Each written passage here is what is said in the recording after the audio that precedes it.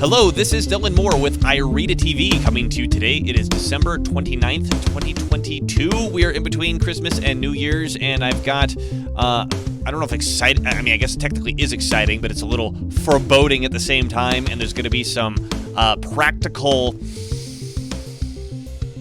tasks to be handed out at the end of this conversation because some big movements are happening in the legislature moving toward the legislature in Washington State, which is reflective of the whole country. And we've got Mark Herr from the Center for Self-Governance and two of his students, well, technically three, I'm one of them too. Two of his students, we've got Zoe Warren from South Carolina and Mila Wood from Idaho, who all have some practical experience with the subject at hand today, which is domestic terrorism legislation. I told you it's technically exciting, but that might not give the right connotation. So, first off, thank you all three for coming on. Mark, thanks for coming on. Zoe, thanks for coming on. Mila, thanks for coming on. Thanks for having us. Yeah, so Mark, I'm going to throw it right into your lap right at the beginning. What just happened in Washington State that's causing alarm bells to go off in your neck of the woods?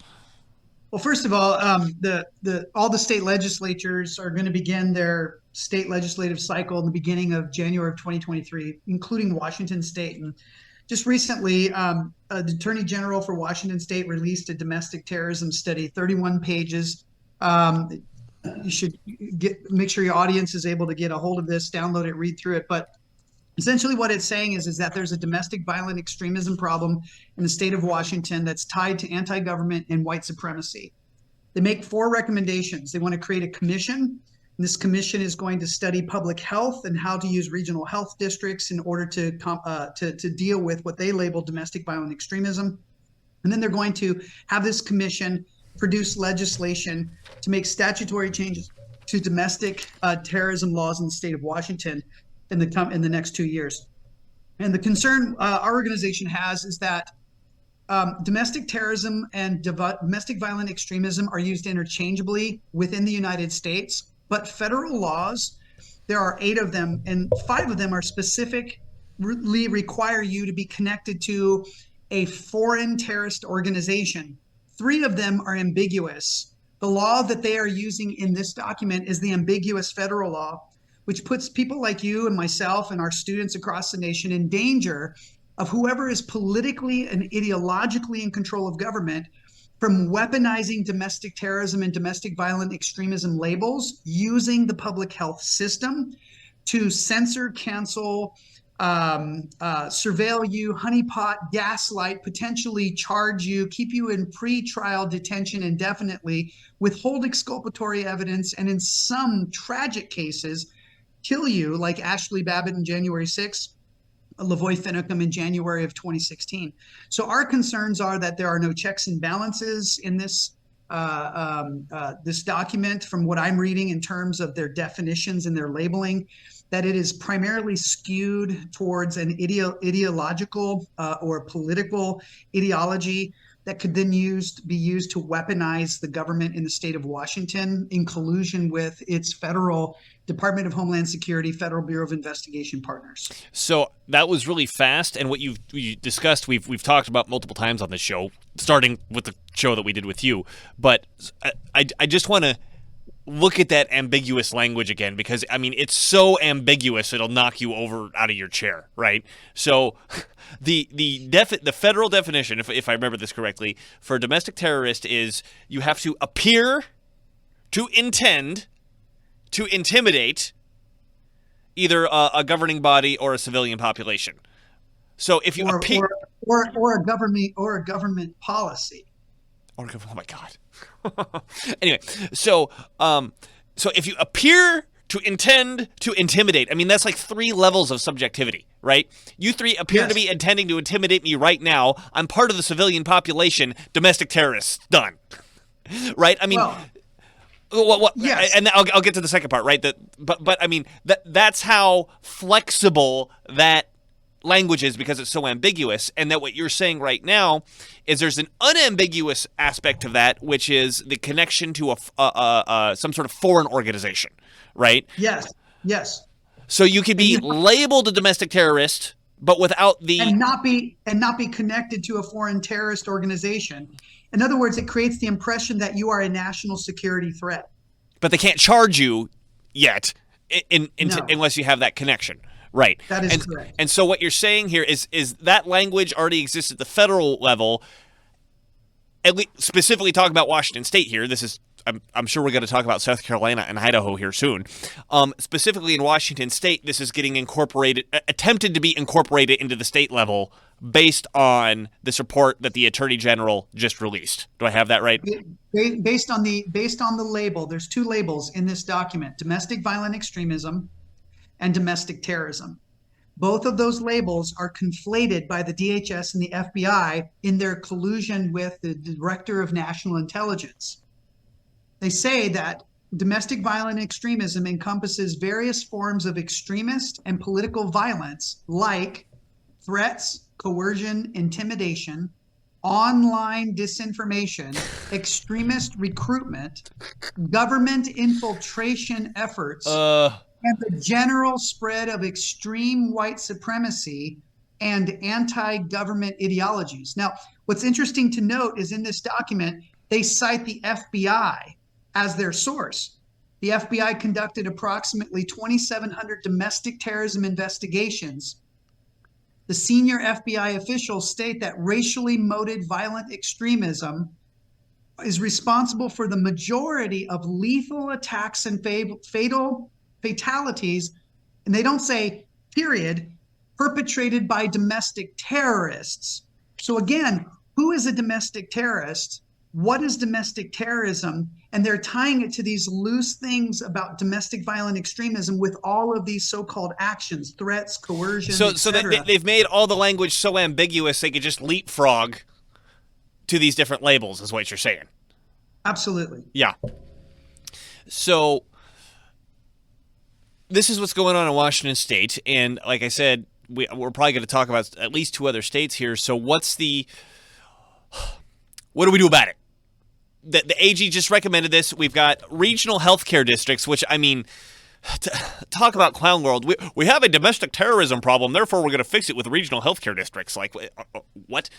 So we got regional healthcare districts, and domestic terrorism laws seem to be the primary tool being recommended to Washington State. What do we need to look out for, and how do we nerf this attempt?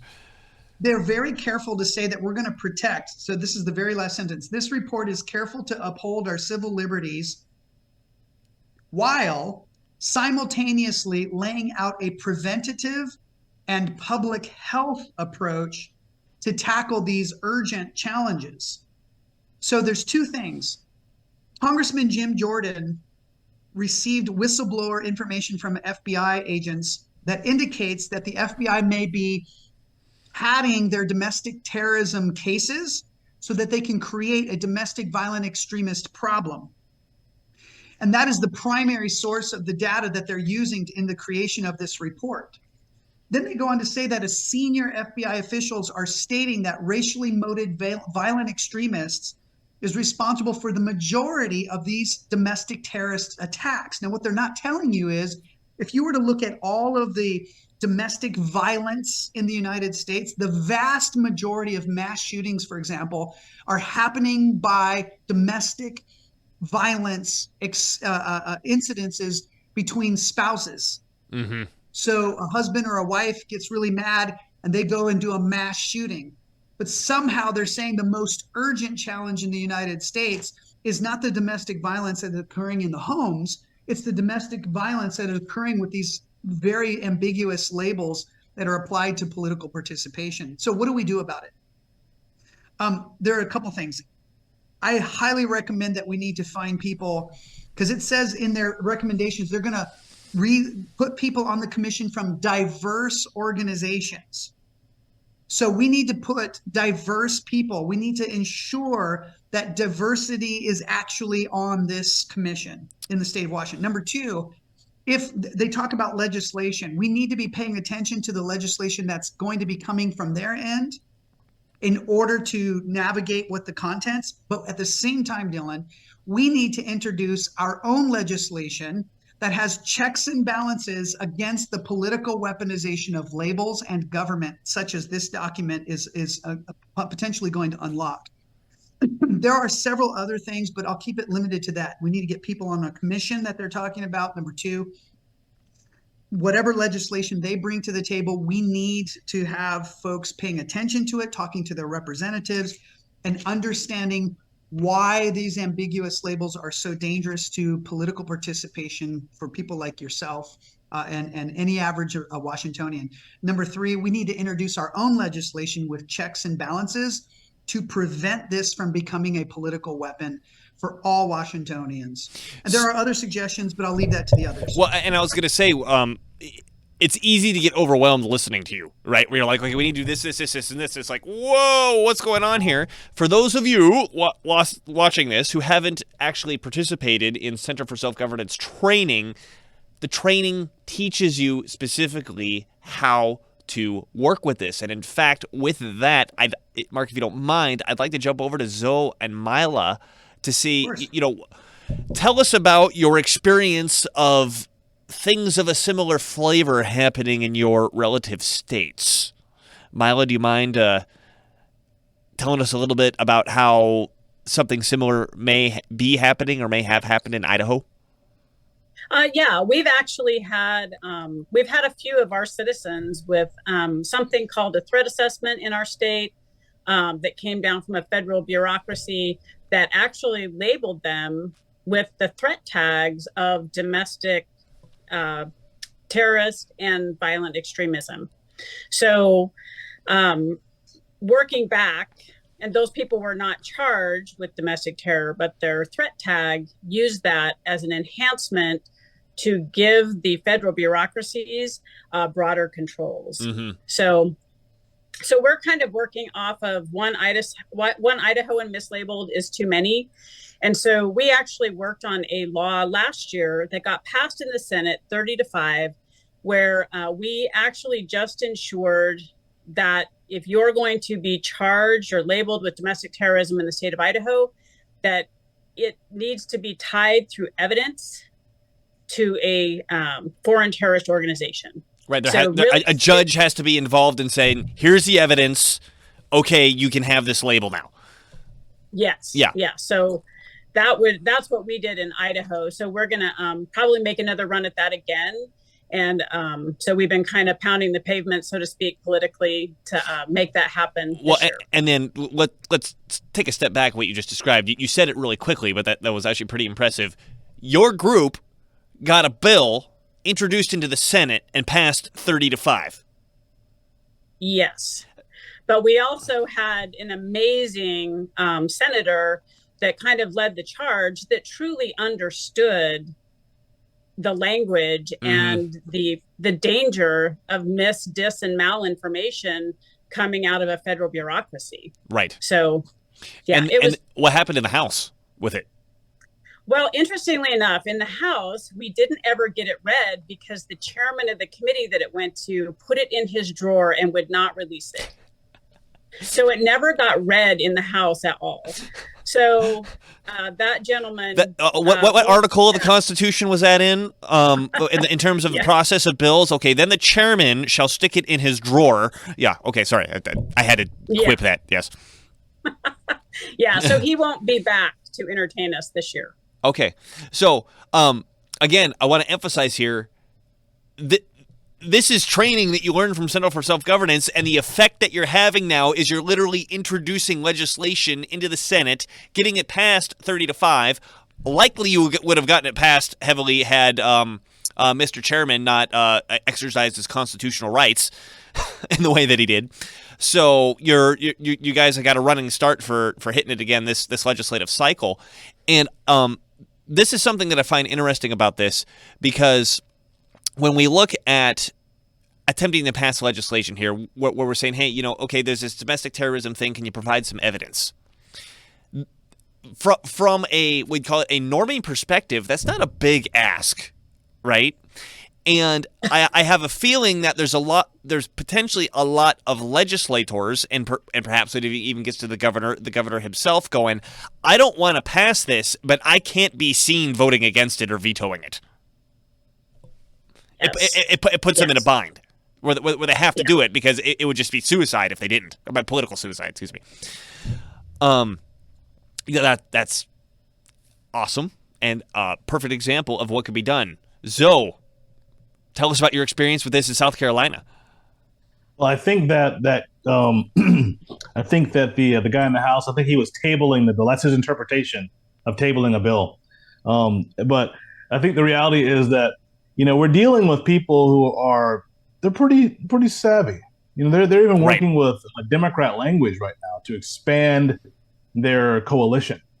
In South Carolina, they tried to get a bill. Well, they actually just put it in the hopper, and they're trying to get a bill passed that would expand the terror definition. We already have a terror law. It's already written into the law, and it's really loose, and it's got the stupid kind of language appears to be intended, like you were talking about, to affect the conduct of government or influence the policy of a government by intimidation or coercion. It's already in our law, and now they want to expand it even further, and they're using language from like our not political opponents necessarily, but I would say folks who want to have special class treatment of certain types of people, like hate crime legislation, an example. There's no reason to call a crime a hate crime. I mean, if you committed a crime or not, somebody, you don't need the adjective. You hit him in the head with a bat, you hate him. Okay, it's not. You don't need to. that's just the way it works. Murder is a hate crime. Okay, for anybody who gets hit, it's not a hate crime because you hit somebody that thinks they're a different sex, or because they're black or green or whatever. Right. So, but they're trying to insert that kind of language even into the domestic terror statute. So they're trying to change things here. There's a bill that we've been fighting. We actually have made relationships with our legislators, and because we really want to be able to provide them with some insight, influence, and political science strategy, because largely a lot of our liberty guys, they don't really have that strategy arm locally, and so CSG is, as a student, CSG has taught us to normalize relationships with our legislators and help. We've helped them get elected now, and so we have some good relationships. And we've recently had a meeting with our legislators to kind of go over that bill with them and help them see that some of this language is just ridiculous. I mean, and what's worse about it in South Carolina is we have a Republican majority. We have a super majority.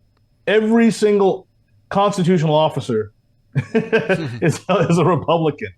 And we have bills like this one coming across our desk that wants to expand the terror language. And I'm going to read it to you so that you can see how kind of silly it is. I'm going to pull it up right now. It says, intimidate or coerce a civilian population based on their groups, race, religion, color, sex, age, national origin, or sexual orientation, and involves acts involves acts that are dangerous to human life.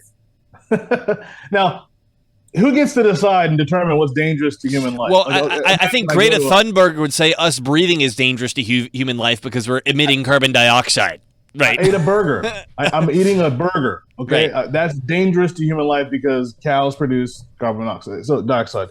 And if I'm at a pro-life rally, and I'm, hey, don't go murder your baby. Oh, that's violence.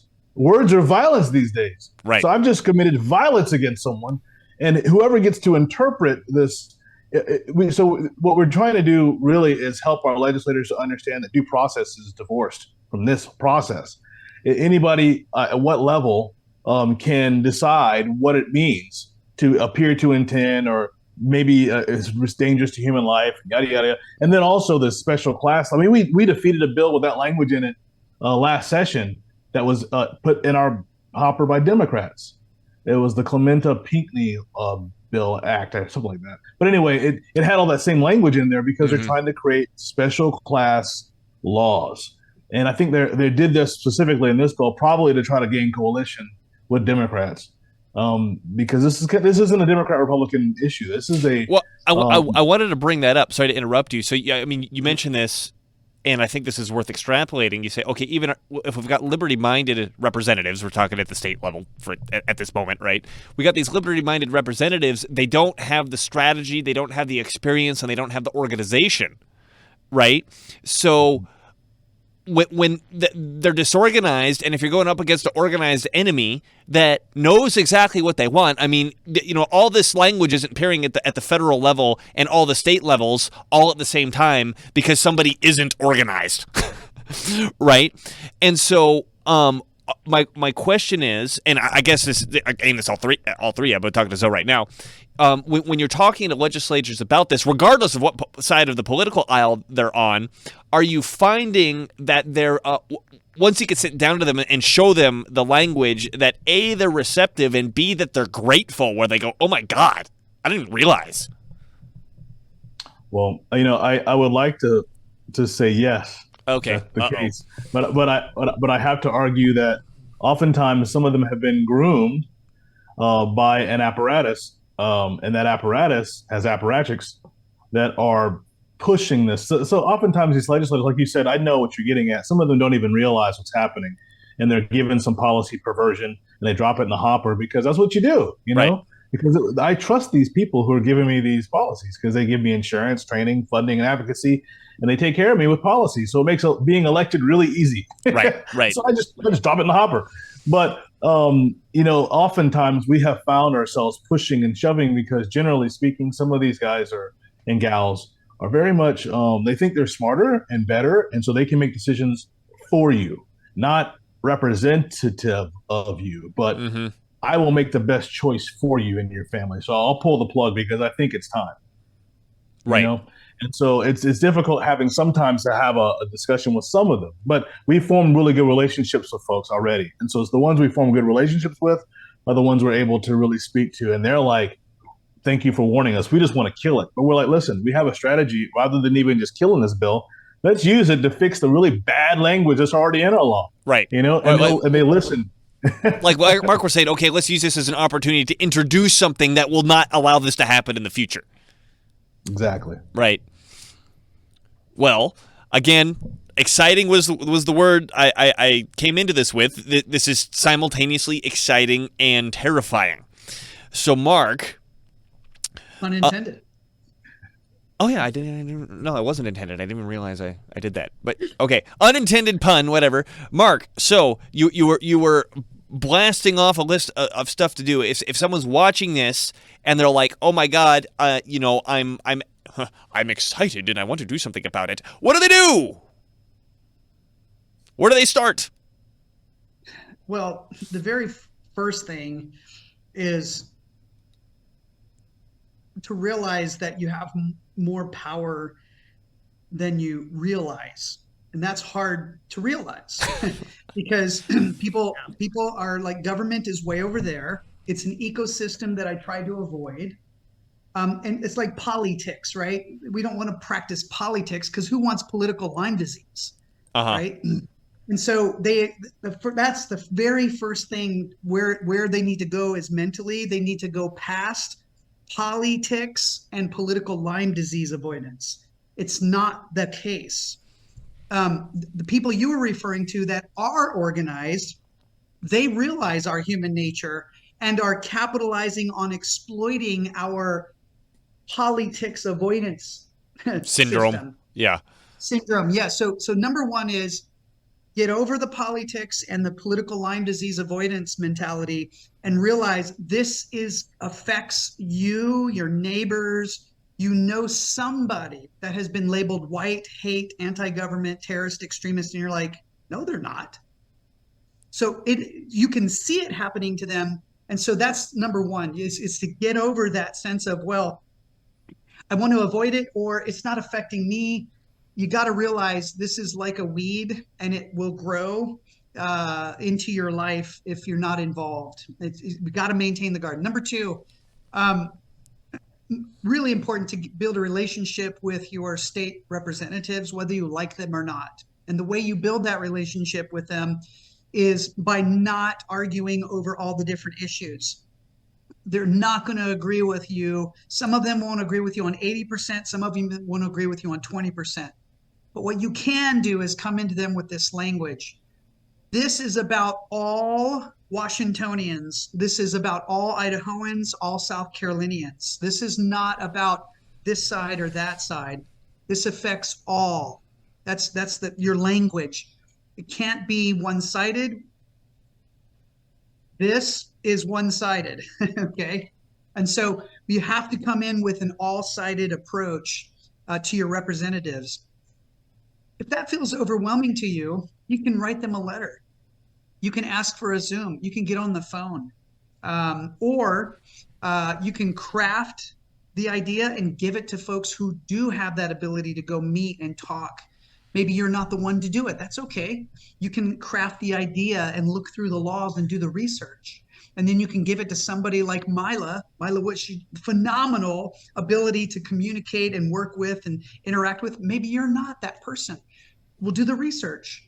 If you are that person, don't argue over the issues. Make it an all approach. And then lastly, long term, we need to build self-governance back into society. We teach self-governance. And the reason we teach it is because it's the key to preventing these types of things from growing and advancing in society in the future. Those are my 3 suggestions. Absolutely. And you get that training. I just want to emphasize this, and I'm sure Zoe and Milo want to emphasize this too, is that all the things that Mark just described, his organization will teach you how to do. They'll give you classes, they'll give you homework, blah, blah, blah, blah. And I apologize everybody who's had me tell this story before, but I just keep telling it because it shocked me so much, right? So I took the first Center for Self-Governance training, and part of your homework is you got to talk to elected representatives of some aspect of the government, right? And as Mark pointed out, you don't go in there going, my issue this, my issue that, abortion or gun rights or student debt, or you don't say any of that stuff. You just ask them these open-ended questions and listen. And an incredibly fascinating thing happens is the person, they start to trust you. And I for my homework, I interviewed 2 county council people, county councilwoman and a county councilman. And for the first one, the county councilman, I had to get him off the phone. I'm like, I mean, you think these people won't give you time? I'm like, dude, I got to go back to work.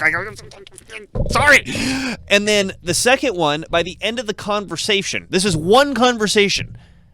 Let me emphasize, this woman is, I would say, on the opposite end of the political aisle from me. Completely opposite end of the political aisle from me. And by the end of the conversation, she was asking me for advice. I couldn't believe it. And it was one conversation. I didn't even take the time to develop a deeper relationship or something. So the point that I'm making is A, the stuff works, and B, Mark mentioned this just a moment ago, is you don't realize the power that you have. You have it's untapped, and it can be released. And these types of things, while they are terrifying, they are also opportunities for society to introspect and redevelop the self-governance experiment that we started with in the first place. And so we don't need to look at it in terms of, oh my gosh, the sky is falling. We look at this now in terms of, how can we fix the system? How can we drive the discussion? How can we grow more teammates? And most importantly, how can we inject self-governance back into our culture? Absolutely. And then to that point, I think it's also worth emphasizing there's kind of a black-pilled notion out there that the republic is over, the Constitution is dead, this is now an autocracy. Blah, blah, blah. Well, I mean, it's moving that way, but the system still works. The system still completely works the way that it was designed. Just case in point is this show right here. Yeah. This is case in point that we can have this discussion. We can use our minds. We can collaborate on the meaning of words, right?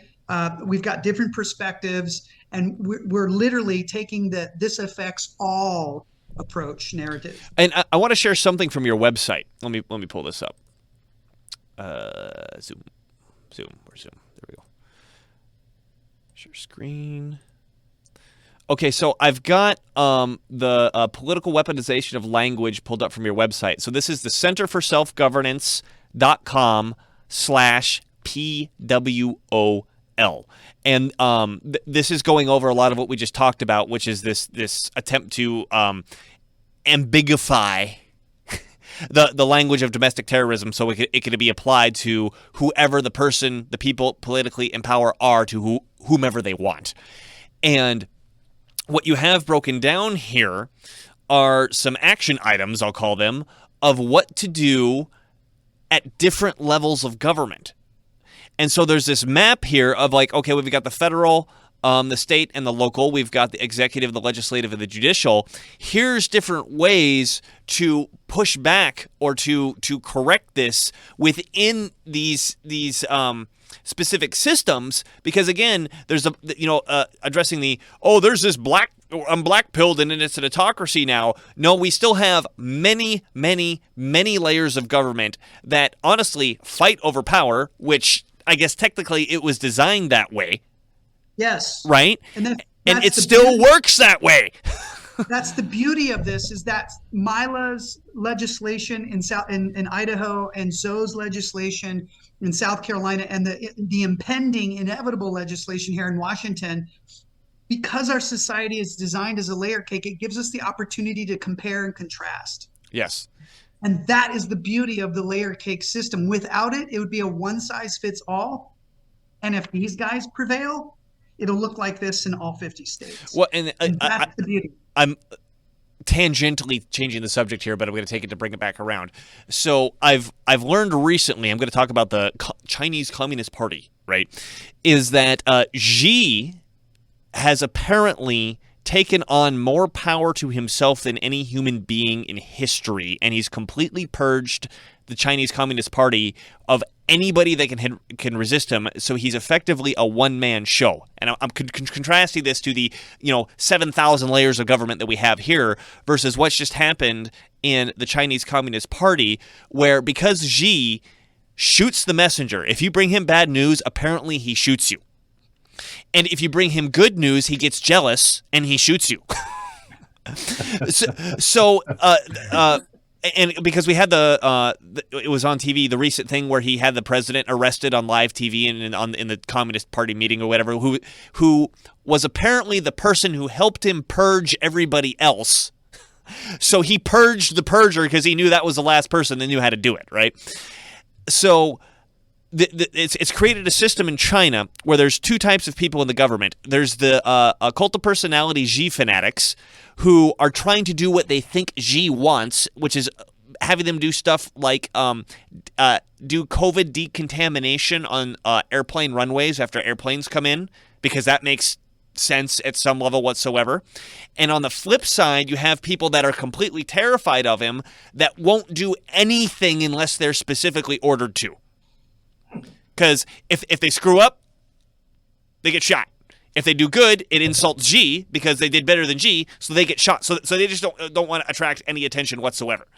And so the entire administrative apparatus of China has crystallized, and they are completely unable to respond to changes in society, right? Now, so I want to say that, again, this is addressing the people giving up, saying, oh my God, the Constitution is over and things are really bad and there's no saving it from here. Well, compare it to that, right? We have a lot of tools at our disposal than the people in communist China do right now, because they're really up a creek without a paddle for various reasons, but specifically that one.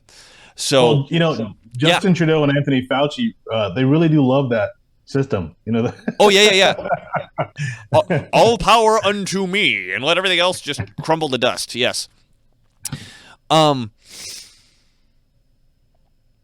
Hey, can I speak to something? Yes, please. I wanted to hear from you and Mila again. Yes. I would like to just read a couple of the things that we have been sharing with some of our friendlies, people that we've been sharing this presentation on the political weaponization of labels in government with.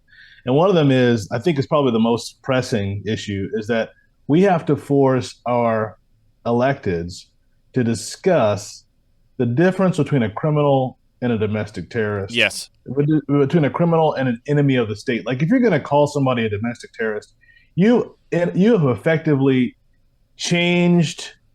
You've upgraded their criminal status to enemy of the state. When you think terrorists, you think of people that are waging warfare Right. against a country, state, nation, city, whatever, Mm-hmm. So if I call, a black dude something with an N, and I could call a whole group of them something with an N while waving a bat, now I've become a domestic terrorist, an enemy of the state.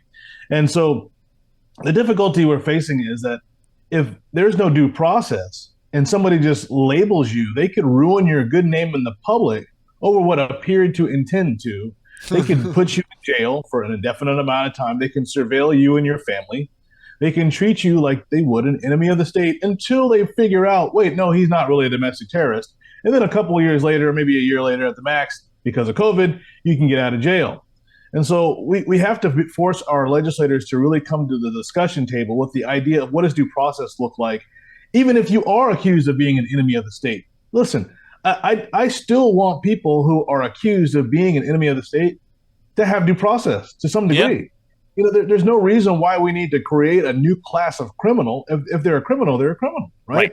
And so my heart is, and we've been suggesting, is that we have our legislators electeds differentiate between a criminal enemy and an enemy by clarifying that a domestic terrorist is someone who's connected to the foreign terrorist organization, clarify rules of engagement when law enforcement officers interdict U.S. citizens based on, the ambiguous labels we're talking about, definitions and designations, if they don't have an FDO connection.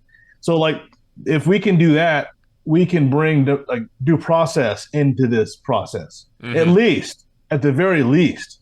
I mean, and we even made the suggestion with this bill that we're talking about in South Carolina that the Supreme Court would have to actually be involved in being able to transfer someone from a American citizen with very clear rights over to domestic terrorist, which is enemy of the state, where their rights can be infringed because you have the evidence that they're connected to that Department of State designated the foreign terrorist organization. And by putting it into the Supreme Court, it makes it a deal this big, right? Instead of, this happened at the courthouse down the street or whatever, right? Real quiet in a corner somewhere where nobody knows, because we don't want them to find out. Well, I mean, if they don't know you're coming for them, okay, if they don't know you know this information, you can still do it, quietly with the Supreme Court. And then once they're charged, then it goes public. But at least if it goes to the Supreme Court, it's going to a larger court than, like you said, just somebody in a corner in a room somewhere saying, "Yeah, go get him." Right. And this reminds me, I was speaking about this with my media cohort Nima the other day, is that a lot of this has to do with the speed of government, right? How quickly can the government act? And the faster they can act, the more dangerous it can become.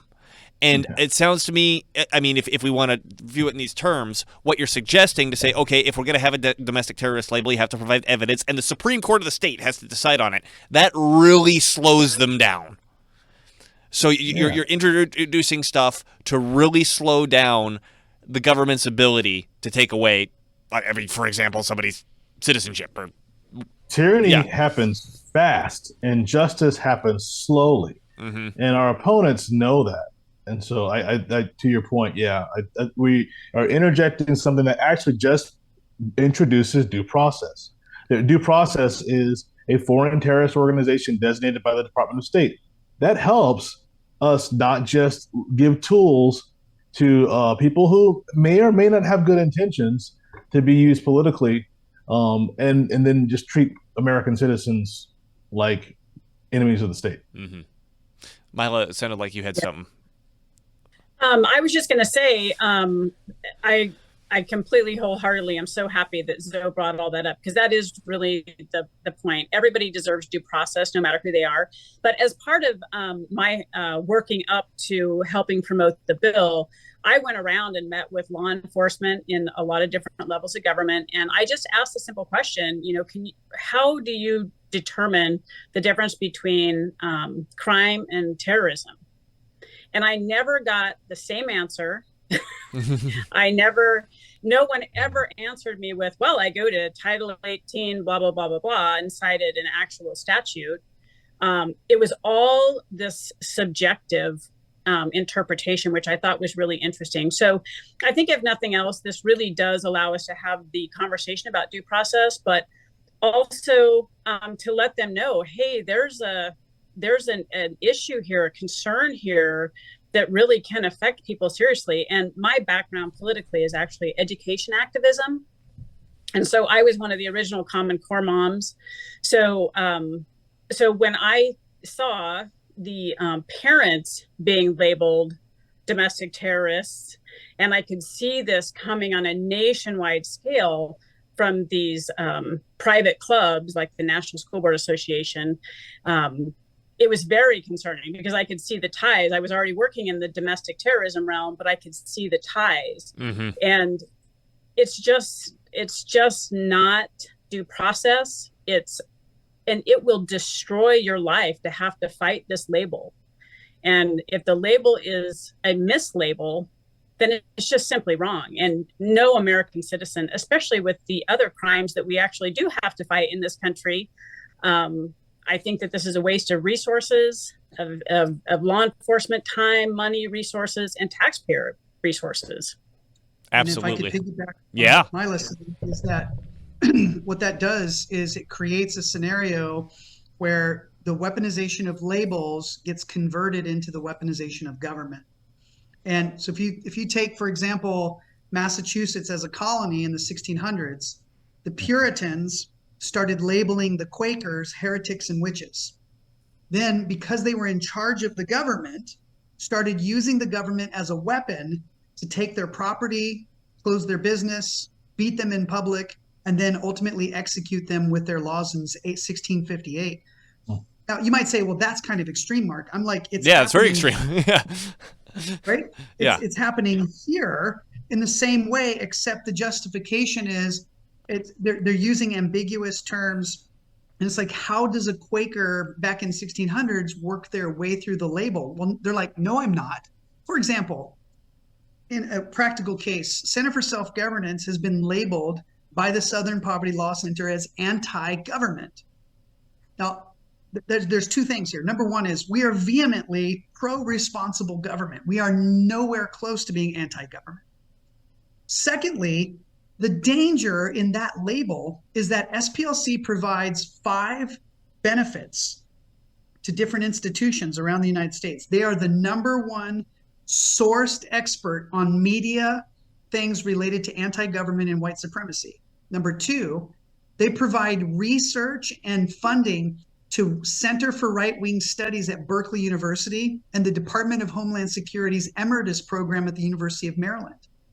Number 3, they are tied to major corporations like Amazon Smile, PayPal, YouTube, Facebook. We just found out today, just today from South Carolina, Moms for Liberty group posted a class from Center for Self-Governance and Facebook threatened to suspend their account. My question to our attorney, because we're looking into litigation against SPLC on this matter, is because SPLC provides them, they're a friend of Facebook, and they provide them with information about so-called anti-government white supremacist groups. That label, and so we're even having to have this conversation right now with you and your audience. Well, are we anti-government? Well, we can say it all day long. I can be the Quaker in front of the Puritan assembly. I am not a witch. I am not a heretic. But in the Puritans' mind, well, that just proves you are. Yeah. Yeah.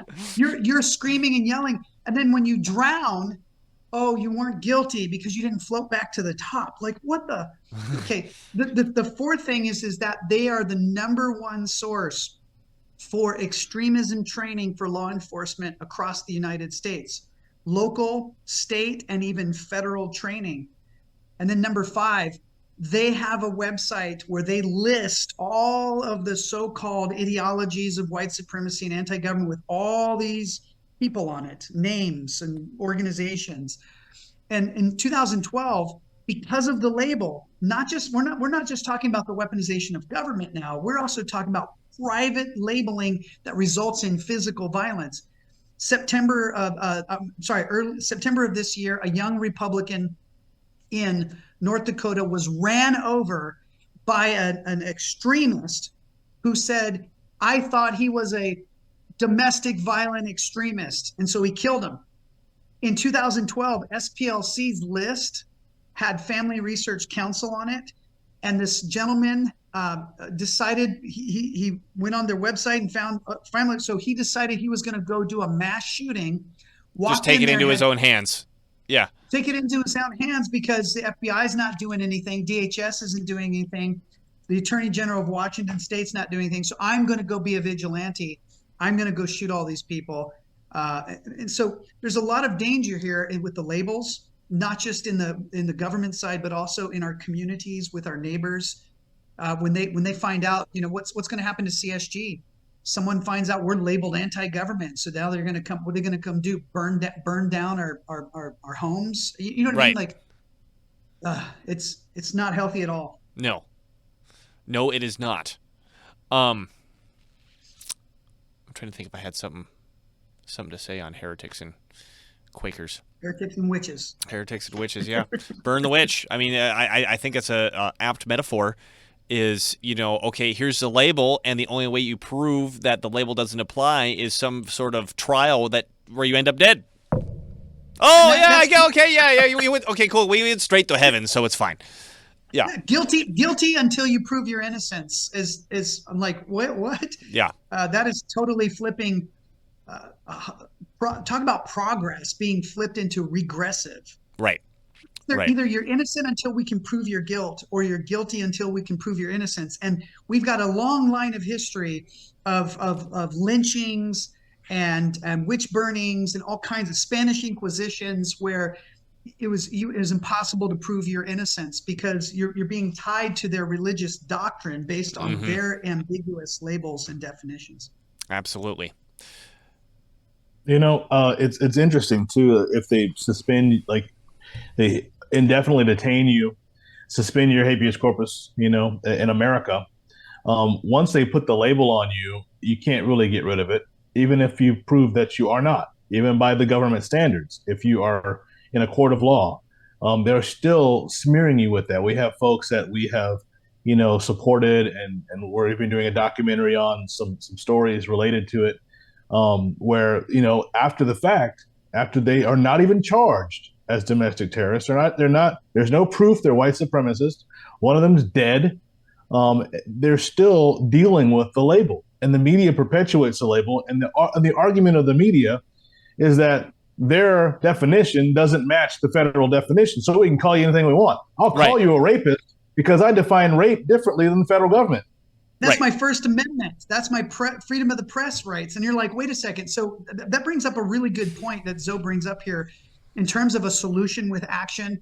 And that is, I think we need to consider reducing liability restrictions on the First Amendment when it comes to when you're using a label that can have a weaponized government effect.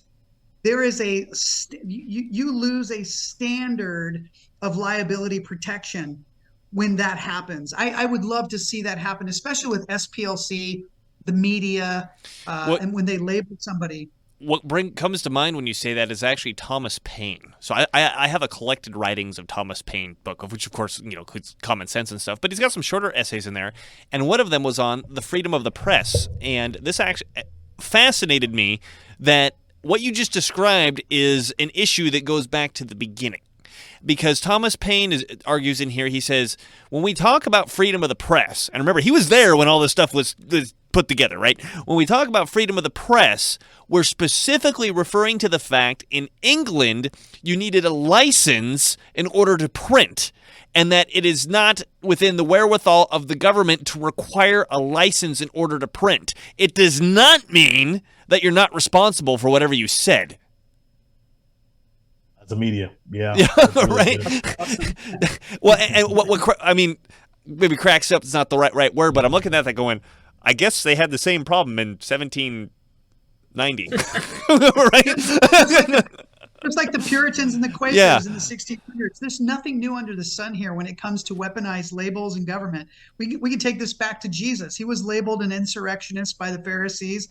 They whipped up the democracy convinced the Pilate that they needed to release a murderer, and they executed Jesus. Mm-hmm. So whether it's then or the 1600s or what the use of the media is in the 1700s, we still have a principle of self-governance that applies even in the 21st century. And we can get this right. That's the beauty of this. By us having this conversation and struggling through the ambiguity of these meanings, and that's the beauty of our human journey. We get to participate. We can reintroduce self-governance. And at the same time, we can show other standards like Idaho and South Carolina's, their attempts to put checks and balances in their domestic terrorism laws in 2023. Absolutely. And I do have another historical lesson here, if everybody has the patience for it. You mentioned Rome. I got reminded of Rome.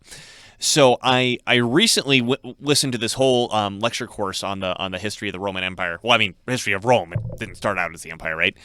And particularly when it changed to empire, the vague history that I always remembered is that there was a republic, then Julius Caesar comes along, and now it's an empire. I mean, that's the simple high school version that I remember, right? Democracy was inserted in there, right? Yeah, right. So what I didn't realize, this guy, this professor really went into it. So first of all, Julius Caesar didn't get the power to really call himself, or for us to call him emperor. He started moving in that direction, and he was moving. He either got it or was about to get named dictator for life. And the reason the Senate killed him is they had this fear of a king, and they said, okay, well, we don't, dictator for life is kind of the same thing as a king, so we need to get rid of this. So the person who came after Octavian is really the person who solidified the empire, and the way that he did it is the lesson that I want to purvey here, is that Octavian knew labels, and it's kind of the opposite of what we're talking about here. Instead of having negative labels, well, I mean, he applied that to his enemies. He also knew how to apply positive labels to himself. So, his name's Octavian, but he adopts the name Caesar. He starts calling himself Augustus, and then he starts calling himself Emperor. Well, what do these words mean? Well, he calls himself Caesar because he ends up being the adopted son of Julius Caesar, and he recognizes that there's an entire army out there that is trained to follow Caesar. Number one. Number two, Augustus. What does that mean? Augustus wasn't any sort of official title. However, it had a religious connotation to it, right? If somebody was August. Third, emperor. I didn't realize this either. Emperor wasn't an official title in Rome. It literally means victorious general. And that was just a compliment that you would give a general who came back who was so great that he had a triumph back and rode, and you called, imperator, you're the victorious general. Well, what's the association with that? High level in the military and is victorious in the things that he's done. None of those labels actually do anything. Now, at the same time, what he was doing is he said, okay, well, there's a tribune, there's a consul, there's I forgot all the actual official titles. He got the Roman government, which wasn't directly the Senate. He got the Roman government to give him the powers of all those titles, but he never accepted the titles. And so he was able to play on the cultural idea of, I'm not a king. Oh, no. I don't use that word. I don't have any words associated with me for king. And he was always very deferential to the Senate. He was very respectful to the Senate. Now, what was the killer? The killer was the fact that he ruled for like 44 years. So he was making decisions unilaterally for 44 years. And by the time that he died, nobody remembered what it was like before that. So what I'm trying to explain here is you don't have to change something de jure. You don't have to actually officially change the system to have the change that you want happen. If you just change the culture and it stays there long enough, nobody remembers what it was before. Labels, that's the secret. Right? Cooperative. Sustainable. Yeah. Yes. Yeah. So and then domestic violent extremist, white supremacy. Yes. So I wanted to tell that because we're talking about labels, and how these labels are being used. Well, you could say, well, it's just some words. What could it do? Well, it entirely destroyed the government of the Roman Empire is what it did, for one. Right? This stuff's really important, and the sooner it's acted on, the better to combat it, because like I said, things don't have to actually officially change. It just has to be in the nomenclature of the population for a certain amount of time, and then that makes it real. Culture. Yeah. Yeah. Yeah. Absolutely. It takes time, but we can also reverse the negative labels of political weaponized labels like DVE and domestic terrorism. We also need to take control of the positive words like cooperative. So you could say, well, you don't want to cooperate. Well, yes, we do. You're anti-government. No, we're pro-responsible government. So it's really important in this time frame moving forward. Take all of their words. Like I keep trying to tell people, stop referring to these people as progressives. This is so regressive in its nature. This is 1600s stuff here. Yeah. What is liberating about these liberals? Yeah. What is liberating, and what is progressive about regressivism? Yeah. I mean, let's shoot the same cannon on the other side. What's conservative? What are these conservatives conserving? Well, the $1.7 trillion omnibus, nothing. Yes. Oh, Yeah. Yes. Okay. So whatever $100 million to research cocaine and dogs. Well, the real question I want to know is, how do I get that contract?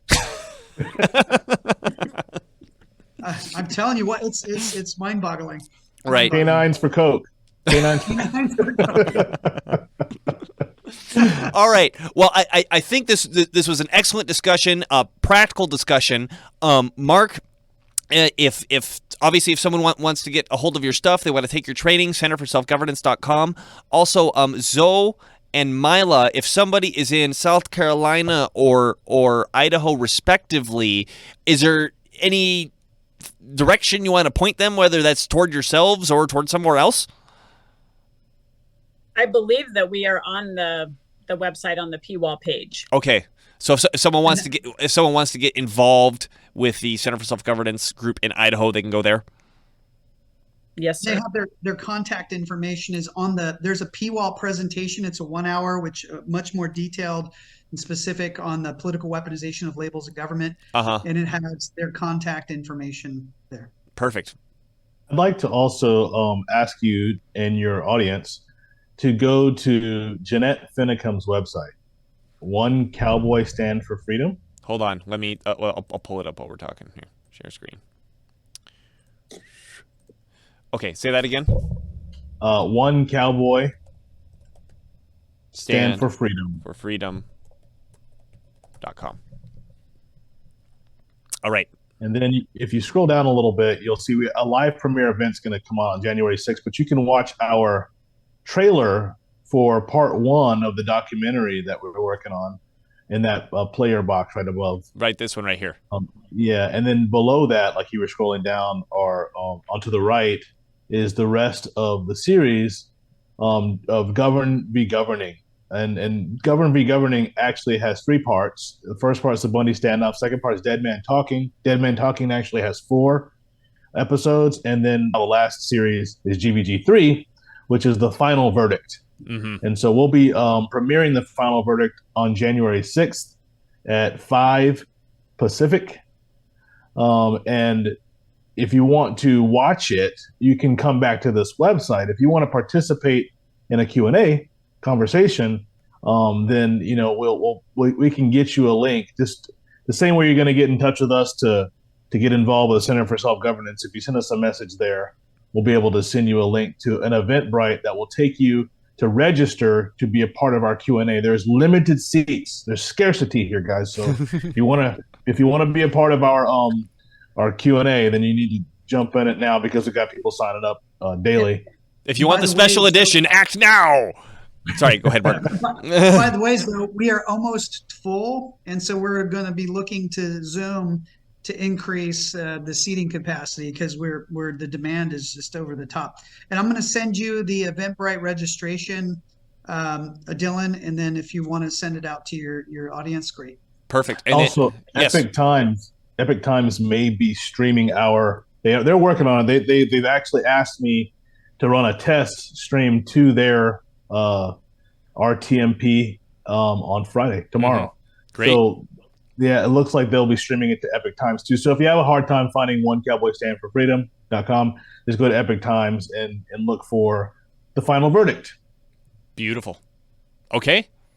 Well, this has been Dylan Moore with Irida TV, which you can find at irida.tv, and I've been happily hosting Mark Herr from the Center for Self-Governance and Zoe Warren and Mila Wood, who are students of the Center for Self-Governance.